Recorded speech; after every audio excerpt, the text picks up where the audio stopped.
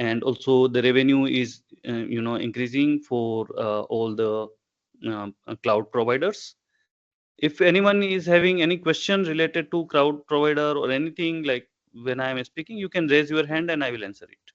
I'll quickly go through this because some of the members already have seen these slides. And if you see about the market opportunities, or and also I can speak in Hindi, so don't worry. I mean, I'm just continuing in English, but uh, I will try to speak in Hindi as well. Yeah, Akash, please Hello, unmute sir. yourself. हाँ जी, Hello, sir. Yes बोलिए. Can you hear me? हाँ जी. Actually, what is the difference between DevOps developer or big data developer? See, DevOps developer is not like developer. DevOps, there is no developer basically. DevOps engineer, it is called DevOps engineer, not developer. DevOps वाला जो है वो CI/CD का काम करेगा, मतलब continuous integration और continuous delivery वाला जो काम है वो हैंडल करेगा. Means it's like part of automation, कि अगर आपका कंपनी फॉर एग्जांपल कंपनी का काम ऐसा है कि जिसमें कंटिन्यूसली आपको जो है सॉफ्टवेयर डिप्लॉय करना है. ठीक है, आपने कोई प्रोजेक्ट ले रखे हैं या कंपनी के मल्टीपल क्लाइंट्स हैं, उनको अपने सॉफ्टवेयर फ्रीक्वेंटली डिप्लॉय करवाते रहना है या अपडेट करवाते रहना है, कोई फीचर इनहेंस कराते रहना है. तो उसके लिए CI/CD के पार्ट के लिए डेवऑप्स इंजीनियर का जरूरत पड़ती है. और एज्योर में क्या होता है ना कि एज्योर डेवऑप्स जो है वो एज्योर का ही प्रोडक्ट है, एक तरीके से आप यूं समझ सकते हैं माइक्रोसॉफ्ट के प्रोडक्ट है सब. तो वो काम करने में आसानी रहती है, क्योंकि it's like umbrella of software where you have Azure and Azure DevOps and other tools like DBMS and virtual machines and all those things belong to Microsoft. तो एक ही वेंडर के नीचे आप बहुत सारे रोल या जो भी रोल आपको मिलता है उसको आप प्ले कर सकते हैं. बिग डेटा वाला अलग काम है, वो एनालिटिकल वाला काम है. इसमें एनालिटिक्स कुछ भी नहीं है. Akash, is it clear to you? तो आप जो हम DevOps पढ़ रहे हैं, समझो कि तो इसमें तो प्रोग्रामिंग कुछ भी नहीं रहने वाली है, बस नहीं, ओनली कोडिंग कुछ भी टूल्स. नहीं. राइट, इसमें कोडिंग का कोई काम नहीं है. इसके अंदर आपको जो है स्क्रिप्टिंग का काम मिल सकता है. ठीक. ठीक है, तो आप चाहे क्लाउड जैसे एडमिनिस्ट्रेटर भी बनते हैं, या फिर आप डेवॉप्स में भी जाते हैं, या आप सिक्योरिटी में जाते हैं, तो उसमें कोडिंग का कोई काम नहीं होता है. इसमें स्क्रिप्टिंग के थ्रू आप कंट्रोल कर सकते हैं कुछ भी.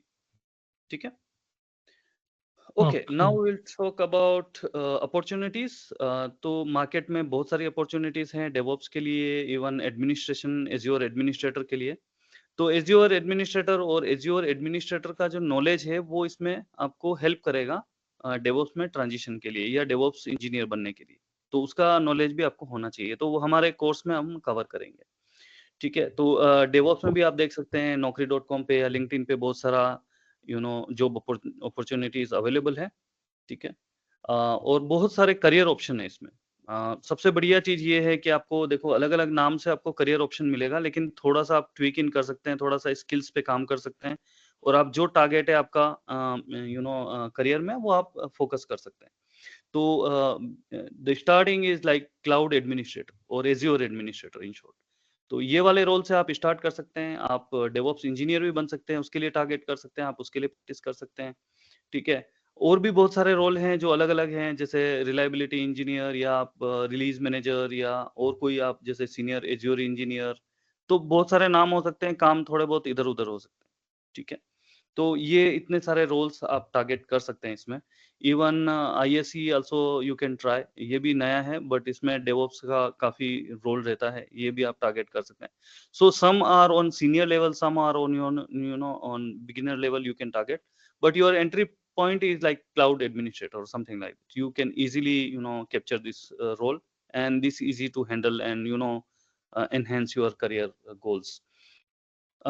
Then अब हम बात करेंगे हमारे कोर्स के इन्फॉर्मेशन के बारे में. कोर्स में कैसे क्या होने वाला है वो थोड़ा सा देख लेते हैं briefly, because I know it's important, the time is important for everyone, and some of them are have already have gone through this.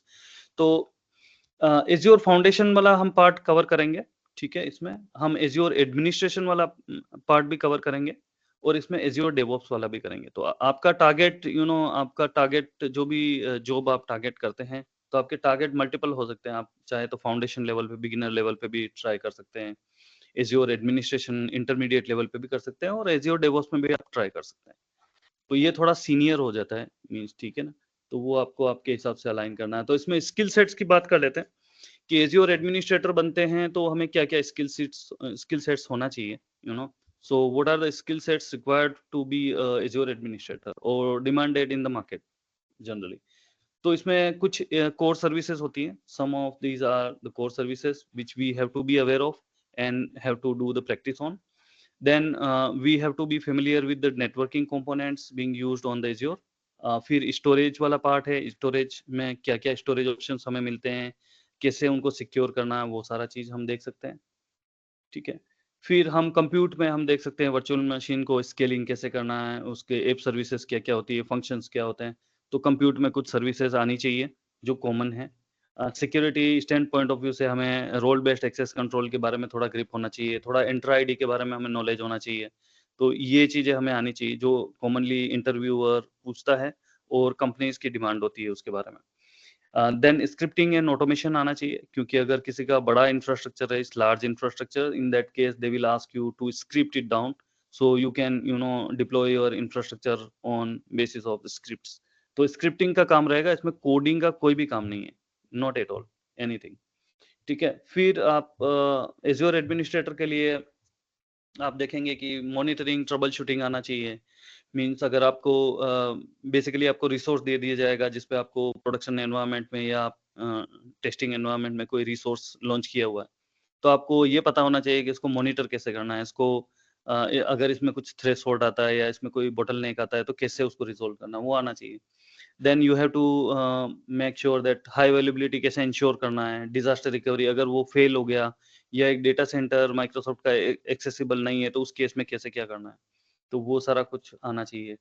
तो ये है। फिर कॉस्ट मैनेजमेंट एक बहुत बड़ा कंपोनेंट है, वो भी आपको आना चाहिए, है ना? कि कॉस्ट को कैसे मैनेज करना है, वो आपको बहुत इम्पोर्टेंट है। फिर एज़्योर डेवऑप्स का जो पार्ट है, जो आप डेवऑप्स वाला जो क्वेश्चन था आपका कि डेवऑप्स क्या करता है बेसिकली? तो डेवऑप्स क्या है ना कि it start as project management practice कि पहले क्या होता था कि सॉफ्टवेयर बनाते थे और सॉफ्टवेयर की प्लानिंग कर लेते थे, तो वो लीनियर वे में जाता था। लाइक वाटरफॉल अप्रोच जिसको हम बोलते हैं। उसमें क्या होता था कि प्लानिंग हो जाती थी।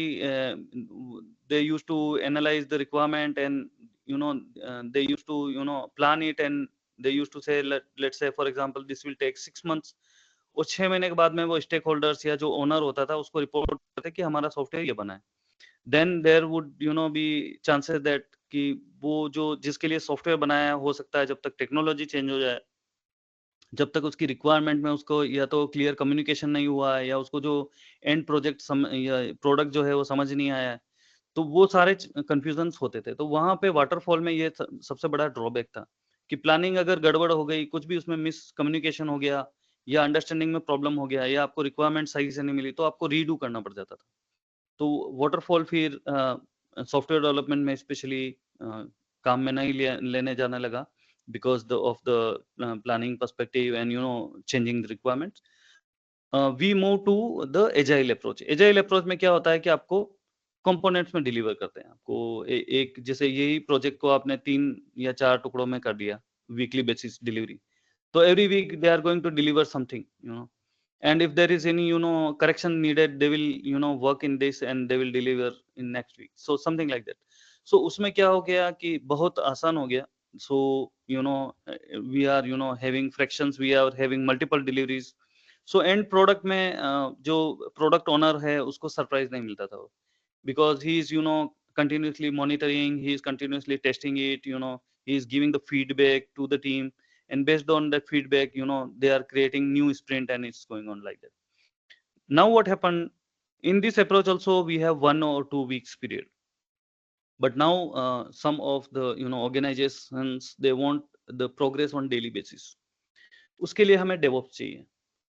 उसमें हम एजाइल अप्रोच में नहीं जा सकते। एजाइल में क्या होता है कि 1 हफ्ते का काम या 2 हफ्ते का काम आपको मिलता है, 2 weeks work, and then after 2 weeks if you don't like, then again you spend 2 weeks. So this is how its cycle works. But in DevOps, what DevOps on daily basis, there are tickets are created, and you do the code, you build it on daily basis, you test it on daily basis and release it.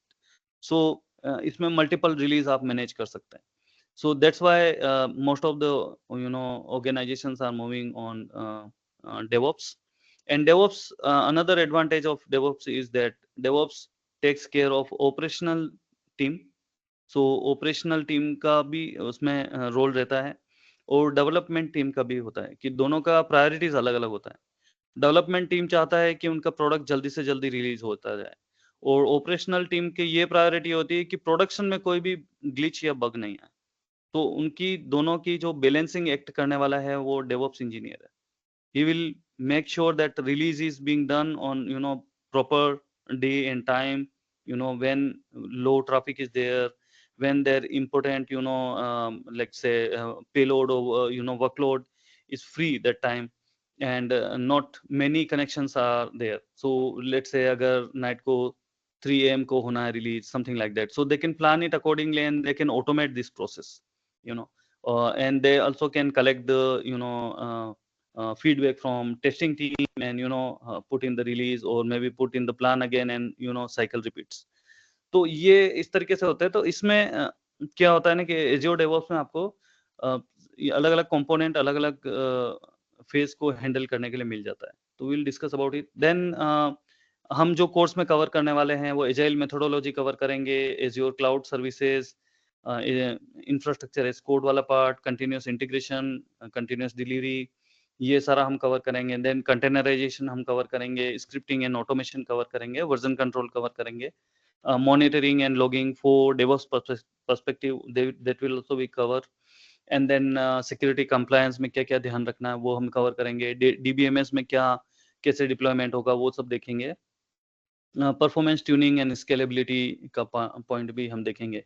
इसके अलावा हम इसमें थोड़ा soft skill पे भी काम करेंगे, कि आप अगर इंटरव्यू के लिए प्रिपेयर करते हैं तो आपको क्या चीज वो देखते हैं, क्योंकि डेवऑप्स इंजीनियर का जो रोल है अगर आप देखेंगे, he needs to, or he or she need to interact with the development team, interact with the project managers, interact with the operations team. तो वो थोड़ा थोड़ा सब कंपोनेंट आपको आना चाहिए. तो इसमें कोई क्वेश्चन है तो बताएं आप, and we will continue with the course then. Sir एक प्रॉपर सिलेबस फॉरवर्ड कर दीजिए ना, जैसे पहले AWS वाला था वैसा. ठीक है, इसका सिलेबस आपको एडमिन से मिल जाएगा.